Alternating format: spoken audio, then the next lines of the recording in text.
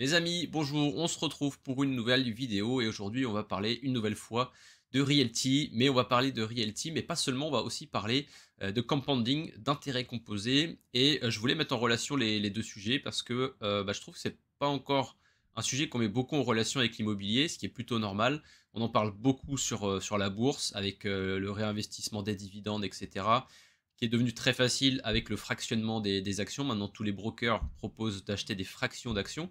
Donc c'est évidemment super simple de réinvestir ces dividendes. On peut même le faire en auto.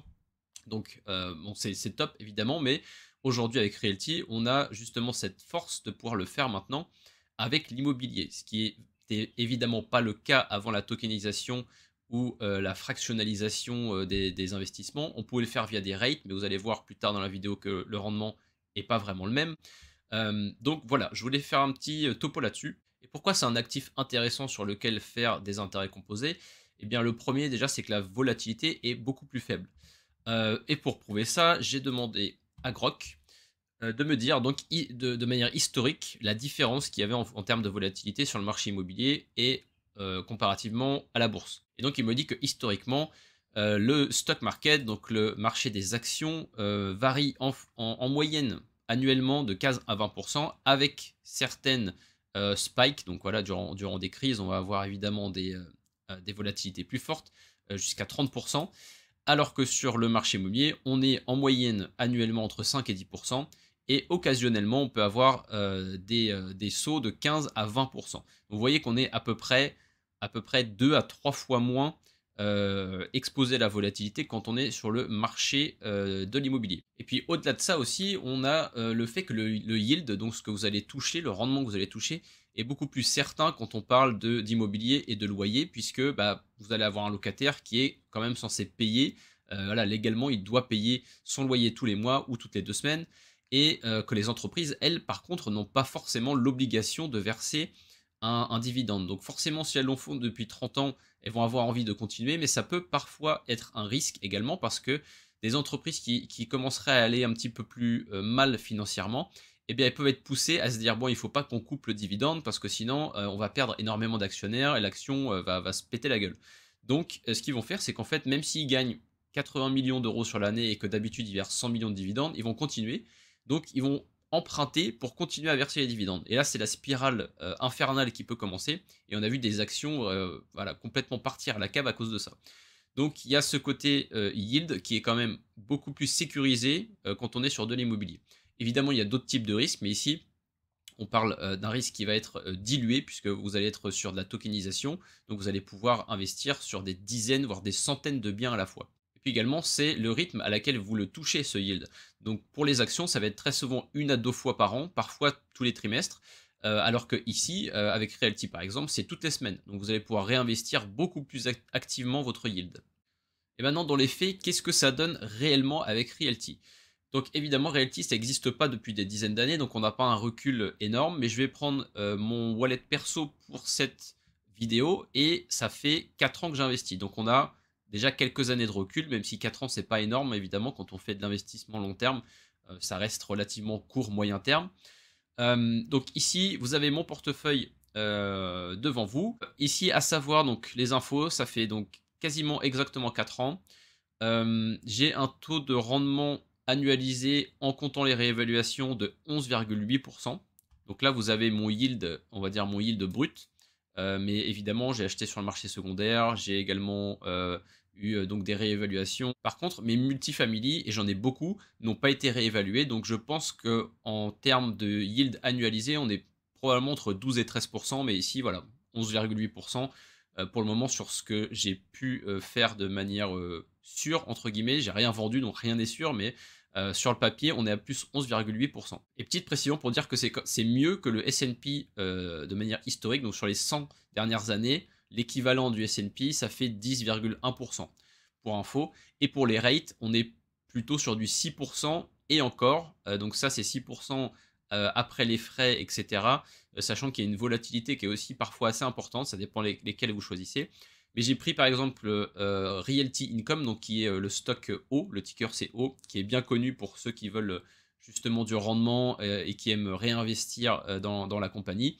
Si j'avais fait la même chose au même moment, donc si j'avais commencé à faire mon compounding sur eau au lieu de Realty, j'aurais eu un rendement annualisé aujourd'hui de 1%. À peine 1%. J'arrondis, mais c'est à peine 1%. Donc, évidemment, il faut prendre plus de recul, mais tout simplement pour vous dire que ça fait beaucoup de sens de le faire sur Realty. Et donc, les chiffres. Aujourd'hui, je suis à 72 556 dollars de capital investi de ma poche et j'ai collecté 13 666 dollars de loyer. Donc en tout réinvesti, on est à 86 000 dollars. Ici, c'est 89 000 parce que je pense que ça prend en compte les réévaluations que j'ai déjà eues. Donc en termes de valeur, on est à 89 000, mais en réinvestissement brut, on est à 86 000 en tout et pour tout. Donc ça, c'est en ayant investi, donc en commençant il y a 4 ans, en réinvestissant 100% des loyers et en mettant un capital tous les mois assez régulier. J'ai essayé d'être régulier, mais bon, ça s'est fait en fonction des ventes aussi, qui n'étaient pas toujours là toutes les semaines, voire même tous les mois. Donc voilà, j'ai fait au mieux, mais en gros, j'ai essayé de mettre un certain montant tous les mois, annualisé, depuis que j'ai commencé. Et donc le but, ça va être d'étirer un petit peu cette simulation. Donc là, j'ai mis sur 5 ans. Sur 5 ans, qu'est-ce que ça donne si je continue comme j'ai fait en ce moment? Donc là, j'ai mis un investissement perso de 250 par semaine, donc ce qui fait 1000 par mois, ce qui est, je pense, à peu près ce que je mets depuis le début que j'ai commencé Realty, en moyenne. Je réinvestis 100% et donc 60 mois, donc ça fait sur 5 ans. Et à la fin, ce qui serait en 2030, eh bien, je serai à 229 000 dollars avec 137 000 dollars de capital de ma poche et 91 000 qui sont donc réinvestis des loyers. Maintenant, ce qui va être intéressant, bah, c'est de prolonger encore ça. Et donc, si on prend sur 10 ans, donc là, on arrive en 2035, et c'est là que ça devient intéressant, puisque vous voyez que les loyers que j'ai touchés, donc que j'ai réinvestis, sont plus importants que le capital que j'ai mis de ma poche. Donc, j'ai mis 200 000 de ma poche, mais j'ai remis 266 000 grâce au loyer que j'ai collecté. Et donc, j'ai quasiment un demi-million de capital. Donc, c'est là la force des intérêts composés. Et vous voyez qu'il faut du temps, évidemment. Donc il faut beaucoup de patience. Et maintenant, on va étirer ça encore un petit peu plus. On va mettre ça sur 20 ans pour se faire plaisir. Et vous voyez que donc là, 2045, ça commence à faire.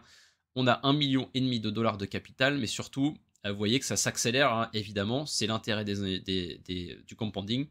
333 000 de ma poche, mais par contre, j'ai 1,2 million. Donc j'ai 4 fois plus qui ont été réinvestis grâce au loyer que j'ai collecté. Donc, tout ça pour vous montrer la puissance que ça peut avoir, mais il faut être patient, il faut être régulier. Et il faut pouvoir aussi mettre un petit peu tous les mois dedans. Mais déjà, si vous réinvestissez 100% de vos loyers, déjà, c'est pas mal. L'effet compounding est là.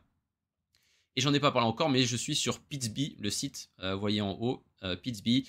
Je mettrai évidemment le lien en description et n'hésitez pas à faire un don. Vous avez un petit bouton en haut à droite que je cache avec ma tête, mais voilà, vous avez son adresse ici, donc n'hésitez pas, envoyez quelques XDAI ou quelques USDC parce que c'est une super tool. Ici, évidemment, je ne vais pas tout vous montrer, mais il y a, vous voyez en haut, il y a tout un tas de trucs possibles, surtout sur le marché secondaire. Et puis, vous pouvez faire vos petits calculs ici. Si vous comptez avoir un complément de retraite plus tard avec Realty, vous pouvez faire vos simulations. Ici, c'est vraiment top, je conseille. Et de mon côté, donc quelque chose que j'utilisais pas avant et qui était probablement une erreur, c'est la maison de réinvestissement. J'ai toujours préféré jusqu'alors garder mes loyers et puis ensuite aller sur le marché secondaire et voir ce qui me plaisait, prendre à droite à gauche ou réinvestir quand il y avait des ventes sur la marketplace. Aujourd'hui, je le fais plus trop. Maintenant, 9 fois sur 10, je vais prendre la maison de réinvestissement si elle m'intéresse. Et la plupart du temps, c'est une très bonne maison ou un très bon immeuble. Donc, je le fais et franchement, c'est top. Vous avez pas de stress, quoi. Vous n'avez pas besoin de batailler pour avoir vos tokens. Vous êtes en réinvestissement complètement automatisé. Donc, je le conseille. En plus, en ce moment, ça s'enchaîne bien les maisons de réinvestissement. Donc, n'oubliez pas d'aller cliquer sur le site pour signer les documents. Mais c'est vraiment top. Pour finir, le mot de la fin, c'est surtout soyez régulier dans votre investissement. Réinvestissez 100% de vos loyers, évidemment si vous le pouvez, mais c'est le conseil à donner. Et surtout, soyez patient. Voilà, je pense que la clé, c'est la patience. Donc, c'est pas forcément d'être très agressif dans la stratégie, mais c'est d'être tout simplement patient. Donc, voilà, ce sera le mot de la fin. J'espère que ça vous a plu. Et sinon, on va se retrouver très bientôt pour une nouvelle vidéo.